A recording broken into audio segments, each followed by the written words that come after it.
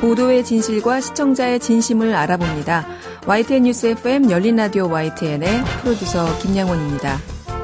지난 한 주에도 정치권에 조국 법무부 장관과 관련한 이슈가 계속됐습니다. 검찰은 조 장관 가족의 사모펀드와 딸의 입학 의혹에 대한 수사를 계속하고 있고요. 조 장관 취임 직후 법무부와 더불어민주당은 사법개혁에 시동을 거는 당정 협의를 열기도 했죠. 그런가 하면 야당은 조 장관의 사퇴를 촉구하는 릴레이 삭발에 나섰습니다.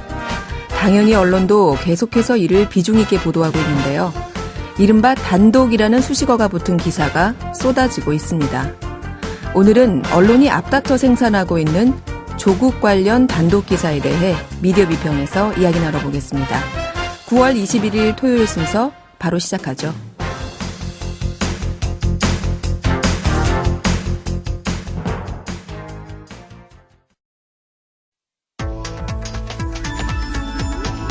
미디어가 전하는 이슈에 대한 다양한 분석과 팩트체크까지 바로 보고 뒤집어 보고 꼭꼭 씹어보기 위한 미디어 비평 프로그램 열린 라디오 YTN. 네, 한 주간 뉴스를 꼭꼭 씹어보는 시간 미디어 비평입니다. 민주언론시민연합의 김원경 사무처장과 함께합니다. 안녕하세요. 안녕하세요. 네, 조 장관 임명 전이죠. 저희가 지난번에도 자고 나면 단독이라고 제가 표현했는데요. 네네. 조국 장관 관련 언론의 단독 기사가 그 어느 때보다 많이 쏟아지고 있다. 이런 이야기를 나눴는데 네네. 민원연에서 최근 한 달치 언론의 단독 기사를 분석하셨네요. 예. 사실은 조 장관 관련된 내용은 모니터하기가 너무 힘들어요. 보도량이 너무 많아서요. 네. 저희가 이거를 고생하셨습니다. 정리하기가 불가능해요. 네. 그래서 이렇게 좀 약간 포인트를 잡아서 모니터를 하고 있어요. 네. 그런데 그중에 한 가지가 단독 기사만 다 뽑아보자 네. 이렇게 했습니다. 그러니까 어디에서 어느 매체에서 나왔느냐 보다도 그냥 단독이라고 스스로가 단 기사를 다 찾아봤거든요. 네. 모니터 방식은 지난달 1일부터 9일까지 7개 종합일간지 그리고 7개 방송사의 뉴스 프로그램을 모니터했고요. 전체가 14개 매체잖아요. 근데 한 달 동안에 단독 기사만 290건이 나왔습니다. 그러니까 개수로만 따지면 하루에 10건씩 새로운 의혹이 단독으로 터져 나왔다라고 보시면 됩니다. 단독이라고 하면 네. 기본적으로는 다른 매체에서는 볼 수 없는 자사가 취재해서 실체를 파헤친 기사에 붙이는 네네. 표시잖아요. 예. 그런데 한 달 동안 무려 300건에 가까운 단독 기사가 쏟아졌다면 14개의 지금 매체를 모니터링 하셨는데 그럼 뭐 이 언론사들이 그만큼 많은 인력을 조국 관련 보도에 투입했다. 뭐 이렇게 봐야 됩니까? 뭐 그럴 수도 있겠죠. 우리가 이렇게 후보자로서 갖춰야 할 자질 중 많은 것이 부족한 사람이 등장했다. 그러면 당연히 언론이 이것을 주요하게 이렇게 투입돼서 보도하는 것은 당연합니다. 그런데 대부분의 보도가 조국 장관 관련된 내용이 아니고요. 조국 장관의 자녀와 관련된 의혹이 거의 다였다라는 네. 점에 대해서는 이것은 그러니까 정당한 인사검증 보도에서 도를 좀 넘어선 것 아니냐라고 볼 수 있고요. 전체 290여 건의 기사 중에서 150건 정도가 자녀와 관련된 내용입니다. 네. 네. 자녀 관련 의혹 외에 사모펀드와 웅동학원 관련 단독 보도도 많았는데요. 그럼에도 불구하고 사모펀드와 웅동학원 관련 단독 보도량과 자녀 의혹 단독 보도량은 2배 가까이 차이가 났습니다. 예를 들어서 자녀 관련된 것은 신문방송 합쳐서 146.5건이었는데 사모펀드 관련한 단독 보도는 63건, 웅동학원 관련한 단독 보도는 21건이었거든요. 네. 조 장관 딸의 입학 의혹과 관련한 단독 보도가 150건에 가까웠고 네. 사모펀드나 웅동학원 등 다른 사안에 대한 단독 보도에 비해서 보도량이 2배 가까이 많군요. 네네. 이번에 한 달치 단독 기사를 모니터 하셨는데 단독 기사의 출처 그러니까 취재원이 되겠죠. 네. 어디였나요? 그 단독 보도라는 것은 기본적으로는 다른 매체에서 볼 수 없는 자사가 취재해서 실체를 파헤친 기사에 붙여야 되는 거잖아요. 네. 그래서 이제 기사 그 출처를 살펴봤는데요. 그 결과 신문에서는 자유한국당에서 받은 자료나 그들의 발표를 바탕으로 한 단독 보도가 44건이나 나왔습니다. 네. 신문 단독 기사의 4분의 1에 해당하는 수치가 여기 포함되거든요. 네. 그리고 그중에 조선일보가 자유한국당 자료를 가장 많이 받아 쓴 단독 기사가 있었습니다. 그러니까 15건이 조선일보 조선일보였거든요. 네. 이게 신문사 중에서 가장 많았습니다. 방송의 경우에는 검찰발 소식을 단독으로 쓴 기사가 많았는데요. 검찰발 단독이 22건, 최성해 동양대 총장발 단독이 14건, 자유한국당발 단독이 10건이었습니다. 네. 단독 보도의 출처를 분석하셨더니 그 취재원이 네. 자유한국당 의원인 경우가 가장 많았다라고 하셨는데 네. 그런데 이거는 아무래도 이 조 장관 임명 전에 인사청문회를 앞두고 있던 시기니까 야당에서 조 장관 관련한 의혹들을 다수 조사하지 않았겠나 이렇게 볼 수도 있지 않을까요? 예, 그렇죠. 아무래도 이제 가장 열심히 조사를 했을 거 아니에요, 자유한국당이. 네. 근데 그 자유한국당 출처 기사들을 조금 더 살펴볼게요. 자유한국당을 출처로 한 기사 54건 중에서 조 장관 자녀 관련 의혹 비중이 가장 컸는데요. 자녀 관련 의혹에서 가장 자주 등장한 출처는 자유한국당의 곽상도 의원으로 11건의 단독 기사가 곽상도 의원실에서 나왔습니다. 네. 그 뒤로는 주강덕 의원이 3건, 그리고 최현애 의원이 3건의 단독기사 출처가 됐습니다. 곽상도 의원이 출처로 명시된 단독기사의 사례로는 조국 후보자가 방학 중이라 강의하지 않는데도 임금을 받았다는 동아일보, 그리고 조 후보자의 딸이 서울대 환경대학원에 입학했다가 2학기 연속 장학금을 받았으나 부산대 의전원 합격 다음 날 학교를 그만뒀다는 조선일보, 그리고 후보자 딸이 의전원에 진학한 뒤에 2차례 낙제를 하고도 3년간 장학금을 받았다라는 한국일보 등이 있었습니다. 실제로 읽어보셔야 더 와닿겠지만요. 네. 이런 기사들은 조국 장관이 뭔가 청탁을 했다거나 그런 정황이 없이 마구잡이로 의혹을 부풀리는 약간의 카더라성 내용이었습니다. 네. 저는 이번 모니터를 통해서 언론에 그 쏟아진 수많은 의혹 중에서 무엇이 공직자의 전문성과 도덕성과 관련이 있다는 것인지 사실은 좀 의심스럽습니다. 그리고 저는 단독 보도라는 것이 정말 단독을 다루려면은요, 구체적으로는 의원들 그 의혹을 정말 제대로 취재해서 의원은 이렇게 주장했지만 우리가 취재한 결과 여기까지는 사실이고 이것은 의원의 주장이 좀 과도한 측면이 있다. 이런 것을 정리를 해야 그게 단독 보도가 되는 거죠. 네. 그런데 지금은 그냥 의원들이 내줘온, 의원뿐만 아니고 의원이나 검찰이나 여러 곳에서 나오는 의혹을 그냥 베껴 쓰기만 하고 있으면서 단독이라고 말하는 게 굉장히 아쉽다라는 생각이 듭니다. 네. 단독의 타이틀을 달고 있었지만 검증 없이 네. 야당 의원들이 쏟아내는 여러 가지 내용들을 그대로 받아쓴 채 네. 단독이라는 기사로 나왔다. 이런 분석이셨고요. 네네. 다음 소식은 저도 사실 궁금해서 네. 이 언론사 대표분께 인터뷰 요청을 한 적이 있어요. 아, 그래요? 제가 네. 이 프로그램을 진행하니까. 네. 한 기업 홍보 그 대행사 임원이 제게 이런 얘기를 하더라고요. 이 모바일에서는 제가 이제 YTN에 있으니까 네. YTN보다 이 회사가 더 큰 영향력을 갖고 있다. 예. 그래서 도대체 어디냐 그랬더니 인사이트라는 곳이었어요. 근데 예. 이번에 네. 인사이트에 대한 모니터링을 진행하셨다고요. 예. 인사이트의 위력을 모르면 좀 연배를 알 수 있다라고 생각하는데요. 사실 저도 잘 몰랐습니다. 네. 왜냐하면 KBS 저널리즘 토크쇼 제이라는 프로그램이 있잖아요. 네네. 거기에서 저에게 의뢰를 했어요. 민원연이 인사이트 모니터를 하실 생각이 있으시냐. 그래서 아유 바쁜데 지금 굉장히 바쁜 시기였어요. 그래서 그 인사이트를 꼭 해야 돼요. 그랬더니 인사이트가 굉장히 영향력이 지금 큰데 이것을 좀 해봤으면 좋겠다라고 제안을 하셨는데 제가 저희 활동가들이 대부분 20대 후반에서 30대 초반이거든요. 네. 그래서 이 얘기를 했어요. 왜냐하면 강제로 시키면 안 되거든요. 일을. 네. 그래서 했더니 모두 다 이건 해야 된다라고 얘기를 하는 거예요. 그만큼 영향력이 있는. 굉장히 좀 저는 놀랐어요. 네. 예. 그래서 아무튼 간에 요거를 좀 우리가 설명을 해야지 될 것 같은데요. 네.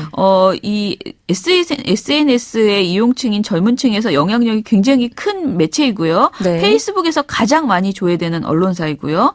작년 말에 미디어 오늘이 대학생 상대로 설문조사한 바에 따르면 대학생들이 가장 불신하는 매체로 꼽은 것이 기성 언론이 아니고 인사이트였습니다. 조선일보 아니고 인사이트였습니다. 네. 2위가 위키트리였고요. 3위가 카카오톡 채팅방이었습니다. 흔히 하는 말로 안티가 되려면 일단은 주목을 해야 하지 않겠습니까? 그래서 이런 조사 결과는 역설적으로 젊은 층이 뉴스를 주로 어디서 접하고 있는지를 방증하는 것이다라고 볼 수도 있습니다. 네. 그만큼 이 젊은 층에서 특히 모바일에서 인사이트를 통해서 기사를 많이 본다 이런 뜻인데요. 네.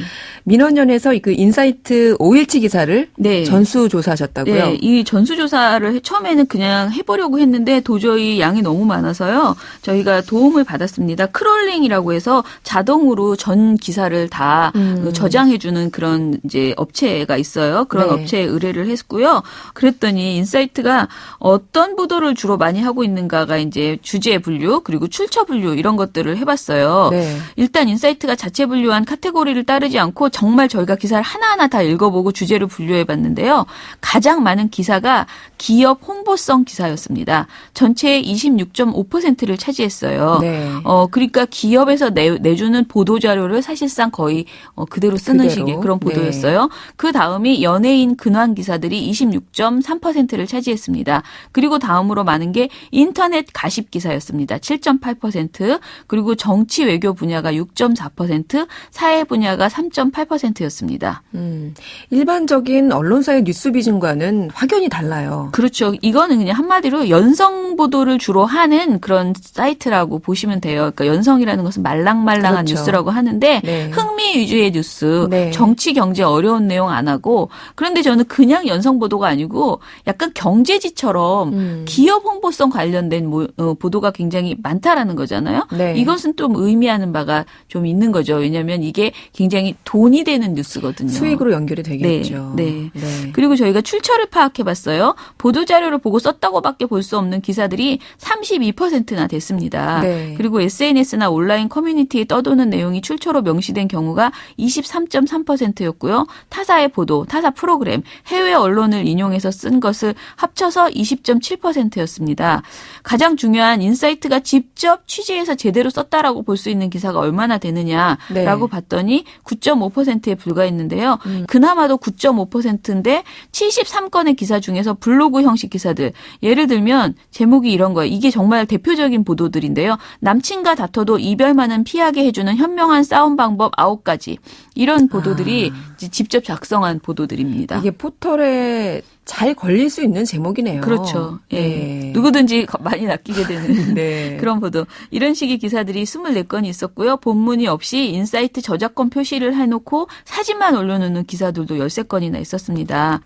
그런데 저는 이제 이 인사이트 측에서 입장에서 얘기를 좀 드리면 네. 이 업체가 일반 언론사가 아니라 이른바 뉴스 큐레이션 하는 업체잖아요. 네.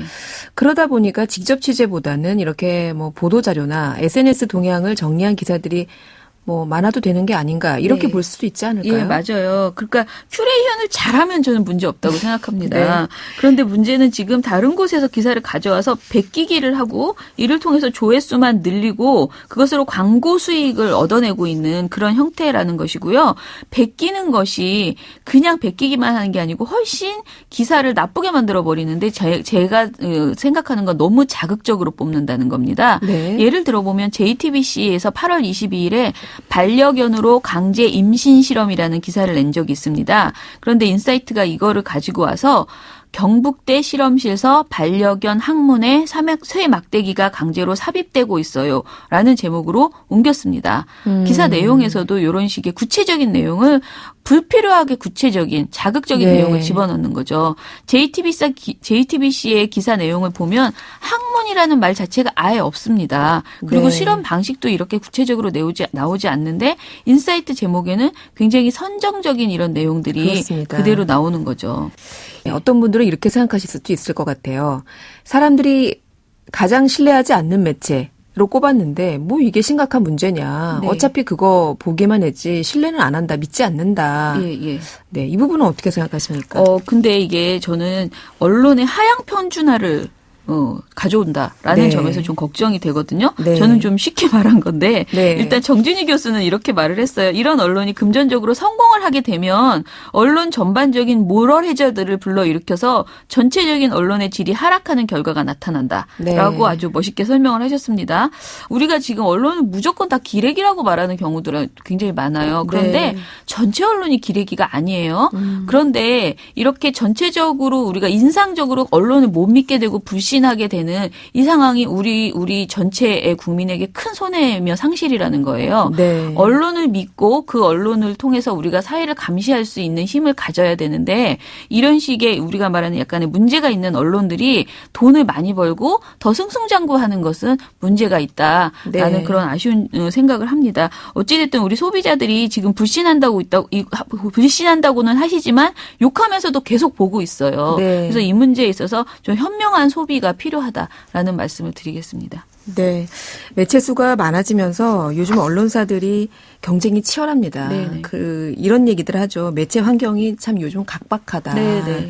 이런 상황 속에서, 오늘 예로 들어주신 이 사례가 그 미디어 소비자들의 판단에 어떤 도움이 됐으면 하는 바람입니다. 오늘 말씀 고맙습니다. 예, 감사합니다. 네. 지금까지 민주언론시민연합의 김원경 사무처장이었습니다. 열린 라디오 YTN에서는 시청자 여러분의 목소리를 듣습니다. YTN 뉴스 FM에 대한 다양한 의견과 애정어린 비판을 직접 달려가서 들어보는 열린 마이크. 참여 신청과 의견은 유료 문자 샵 0945, 우물정 0945나 YTN 라디오 프로그램 열린 라디오 YTN 게시판을 통해 남겨주세요. 네, YTN 라디오의 진정한 서포터즈, 애청자 여러분을 만나보는 시간이죠. 열린 마이크. 오늘도 김예은 리포터 나오셨습니다. 안녕하세요. 네, 안녕하세요. 네, 오늘은 어떤 분을 만나고 오셨습니까? 네, 오늘은 제가 취업 준비 중인 20대 청년 정진호 청취자님을 만나고 왔는데요. 네. 진호님은 올해 여름까지만 해도 스위스 로잔에서 인턴 생활을 하고 계셨습니다. 가족도 친구도 떨어져서 이 타국에서 지내면 참 적적하고 외롭잖아요. 네. 그 찰나에 우연히 저희 YTN 라디오를 듣게 되었고 그때부터 애청취자가 되셨다고 하는데요. 진호님이 어떤 분일지 먼저 소개부터 들어보겠습니다.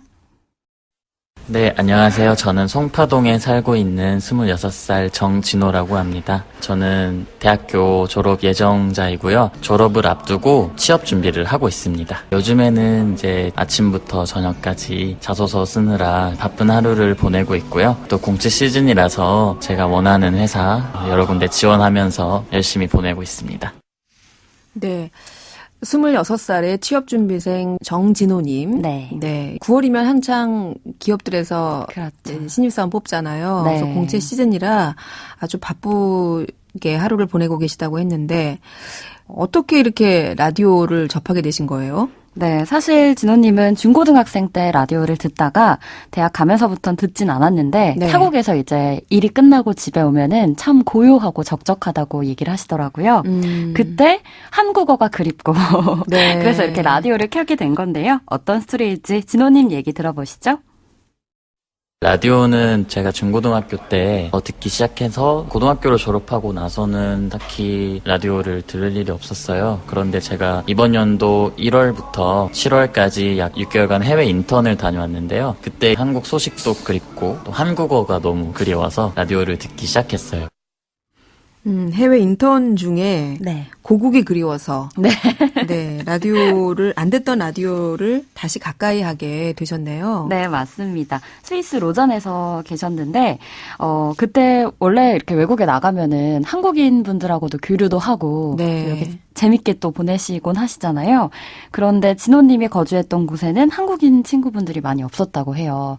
그래서 이제 맨날 영어로만 대화하다가 집에 가면은 정말 고요해서 그때 라디오를 켜게 되셨다고 합니다. 네. 이와 관련해 진호님 얘기 더 들어보겠습니다. 제가 근무가 끝나고 나면 집에 혼자 하루를 마무리하는데요. 그때 라디오를 들으면서 오늘 하루 일했던 것들을 정리하고 휴식을 취하면 하루를 마무리할 때 기분 좋게 마무리할 수 있기 때문에 라디오를 자주자주 들었던 것 같습니다. 또 한국의 소식도 알 수 있어서 좋았습니다. 하루 마무리를 고국의 라디오와 함께 하신 네. 정진호님. 네. 네. 사실 왜 사람들마다 본인이 이제 집에 가서 퇴근하고 하는 즐기는 소확행 하나씩 있죠. 하나씩 있잖아요. 맥주를 마신다거나 네. 또는 뭐 이렇게 라디오를 듣는다거나 하나씩 가지고 계실 텐데요. 진호님은 외국에서 라디오를 켜면서 하루를 마무리하는 게 일상의 가장 행복한 일이었다고 합니다. 그때 또 저희 YTN을 접하게 됐고요. 귀국한 지금도 취업 준비를 하면서 YTN 라디오를 꾸준히 애청취하고 계셨는데요. 이와 관련해 진호님 얘기 들어보겠습니다.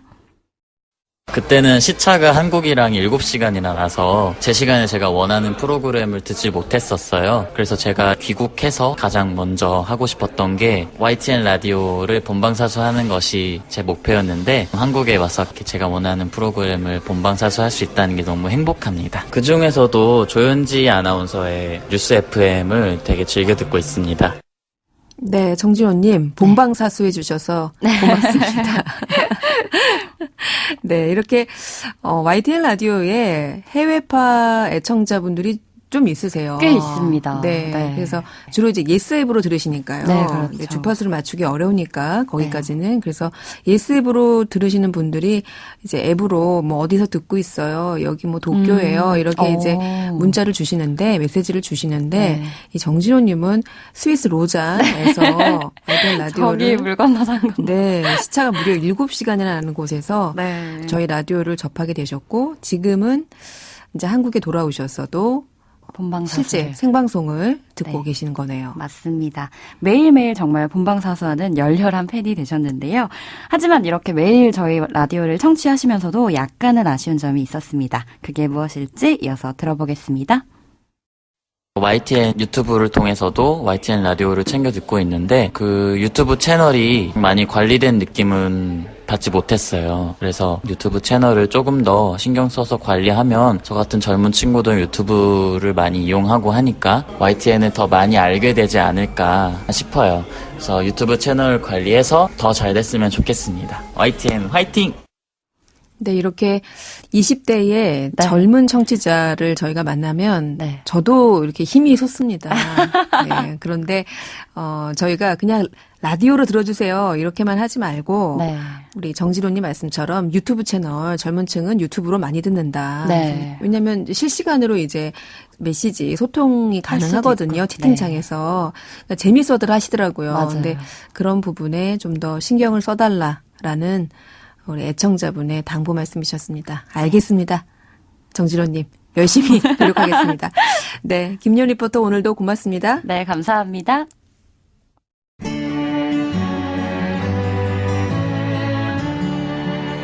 더불어 사는 세상, 함께 살아가기 위한 공동체의 가치와 나눔의 의미를 생각해봅니다. 열린 라디오 YTN. 저희 프로그램에서 연속으로 기획 마련 중인 시간입니다. 자살공화국이라는 우리 사회 현실을 짚어보고 자살을 예방할 수 있는 대안을 모색해봅니다. 베스트 드라이버, 번역하면 모범운전 기사인데요. 택시 타실 때 가끔 보셨던 문구일 겁니다. 그런데 최근에 조금은 다른 의미의 모범운전자들이 나타났다고 합니다. 생명 존중 베스트 드라이버입니다. 오늘은 택시 운전을 하면서 자살 예방 운동을 실천하는 모범운전자들의 이야기를 들어보겠습니다. 안실련 자살예방센터장을 맡고 계신 양두석 가천대 교수 나오셨습니다. 안녕하세요, 교수님. 안녕하세요. 네, 생명 존중 베스트 드라이버. 이게 어떤 건지 좀 소개해 주시죠. 예, 생명 존중 베스트 드라이버란 운전기사분들인데 이분들이 자살을 시도하거나 고민하는 사람들에게 삶에 대해서 희망을 주고 또 자살 시도자가 발생됐을 때 즉각적으로 대처할 수 있도록 교육을 받은 사람들을 일컫는 말이 되겠습니다. 네, 참 뜻깊은 일인데요. 어떻게 이 택시 기사님들이 이런 일을 하시게 되셨는지 궁금합니다. 예, 아마 우리 YTN 라디오는 운전하시는 분들이 많이 들을 거라고 생각이 듭니다. 네. 모범운전자라는 이분들은 사고를 내지 않은 분들도 뜻하기도 하지만은 시민의 안전을 지키는 사업에 예전에 이분들이 교통지도라든가 안내, 특히 사고 위험도로의 시설 개선을 위해서 교통사고 예방에 노력을 많이 하셨습니다. 네. 그래서 90년대에 교통사고로 1년에 13,000명씩 사망하던 것을 지금은 작년 같은 경우 3,800명으로 3,000명대로 줄었지 않습니까? 그랬더라고요. 여기에 큰 역할을 하신 분들인데 실제 이 자살 같은 경우는 90년대에 4,000명 밖에 안 됐는데 네. 2017년도는 12,463명 3배까지 늘어났지 않습니까? 네. 이렇게 되니까 모범운전자분들이 생명을 살리기 위해서 이 자살 예방의 일에 적극적으로 동참을 하게 됐습니다. 네, 대한민국의 교통사고 사망자 수를 아주 혁신적으로 줄일 수 있는데 큰 기여를 하셨던 이 택시 모범 운전자분들이 자살 예방에도 좀 동참하시면 좋은 시너지가 나지 않을까 이런 취지로 아마 이렇게 기획을 하신 것 같아요. 그러면 이 택시 드라이버, 이 모범 운전자분들은 자살 예방을 위해 구체적으로 어떤 일을 하시게 됩니까? 예, 제가 안전시민단체 안실련에서 일을 하고 있습니다만은 그리고 또 생명보험 사회공헌위원회에서도 이 사업을 같이 동참을 하고 있습니다. 네. 그래서 40명의 안전지도사를 대상으로 생명종준 베스트 드라이버 양성교육을 실시해서 강사를 양성해서 지난 4월 달에 서울 방배동 모범운전자연합회에서 80명을 대상으로 처음으로 교육을 했습니다. 네. 교육을 받으신 운전자분들은 택시를 타신 분들이 자살을 시도하거나 자살을 고민하는 사람들을 발견했을 경우 빨리 신고를 하고 적절한 정보를 제공해서 이분들을 지키는 그런 역할을 하는데 이를 위해서 차량 뒷좌석에도 보건복지부에서 자살 예방 상담 전화 1393 안내 스티커를 부착을 해서 네. 긴급 발생 시에 대응 요령을 담긴 매뉴얼을 상시 비치해서 즉각적으로 대처를 가능하도록 해놓았습니다. 그렇군요.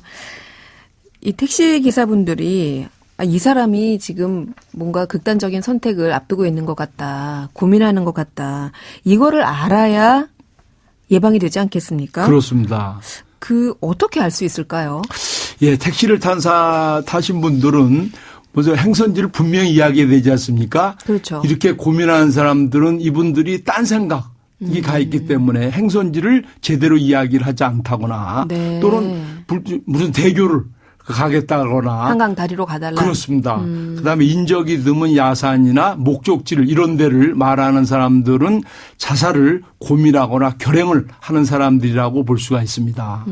그런 사례들이 실제로 있습니까? 그렇습니다. 사례들이 있었는데 먼저 울산대교에서 발생된 사례인데요. 네. 작년 9월 29일 오후 1시 40분에 택시를 탄 남성이 목적지로 이동 중에 울산대교에 이르자 속이 안 좋다고 하차를 내리겠다고 요구를 해서 기사가 대교 중간에서 내릴 수가 없다고 거부했지만은 강제로 택시 문을 열고서 정차를 했는데 남성이 택시를 내려서 대교 난간을 넘으려고 해서 택시기사가 당연히 말리고 광경에 있던 분들이 옆에 그걸 본 사람들이 함께 말려서 119로 신고해서 이 남성을 구한 사례가 있습니다. 네.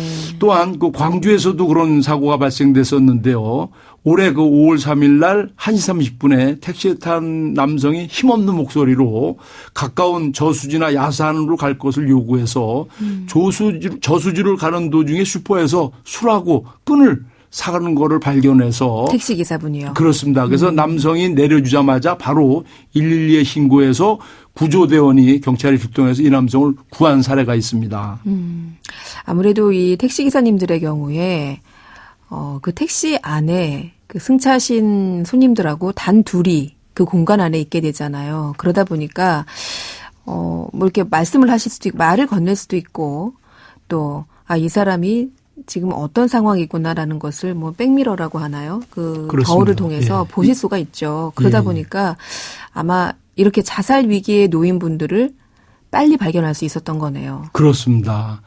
주변에 지금 상당히 경제적으로 어려움도 겪는 사람들도 많고 주변에 자살하고자 하는 사람들이 꼭 이분들은 신호를 보냅니다. 네. 죽음을 암시하거나 그다음에 죽고 싶다라는 그런 말을 갖다가 계속 한다거나 신체적으로 불편을 호소하고 또 절망하고 자책감을 느끼고 특히 자해 흔적이 있는 사람들 그리고 또 어떤 분들 같은 경우는 갑자기 이불을 빨던가 네. 가족에게 무언가를 또 사놓던가 이렇게 그리고 외모가 또 변화를 주던가 그리고 갑자기 자식에게 어머니 아버지를 잘못이라 이런 말들을 하는 사람들은 곧 떠날 사람처럼. 그렇습니다. 자살을 하겠다는 신호를 보내는데 이 신호를 보낸다는 것은 바로 자기를 살려달라는 그런 신호이기도 합니다.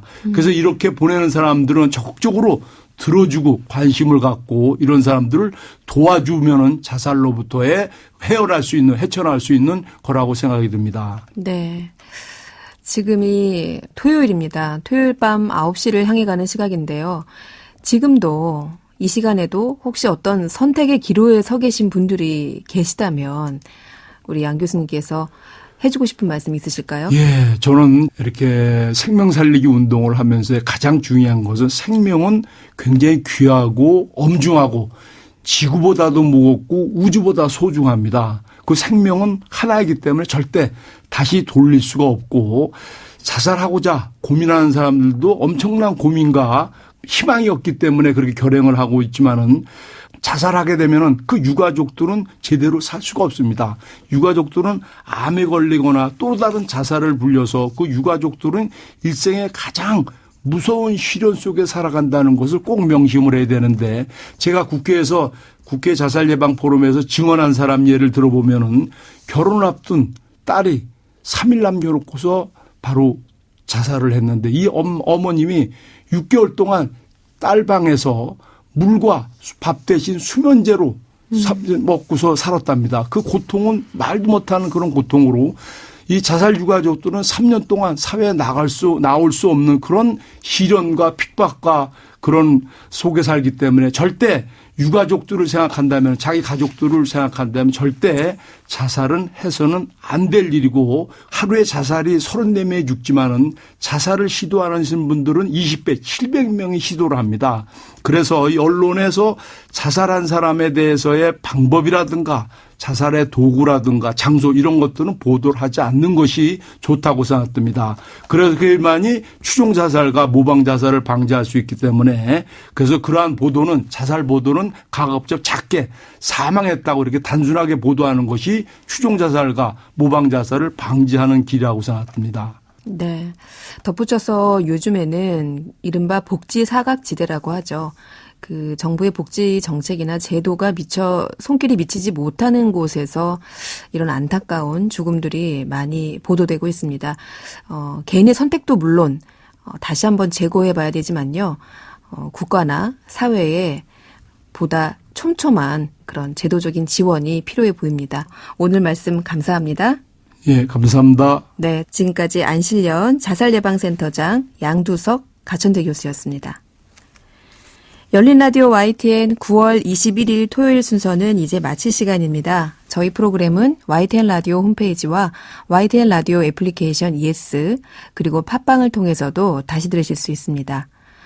오늘 끝곡으로 바네사 윌리엄스의 Save the Best for Last 준비했고요. 저는 일요일인 내일 저녁 8시 20분에 다시 돌아오겠습니다.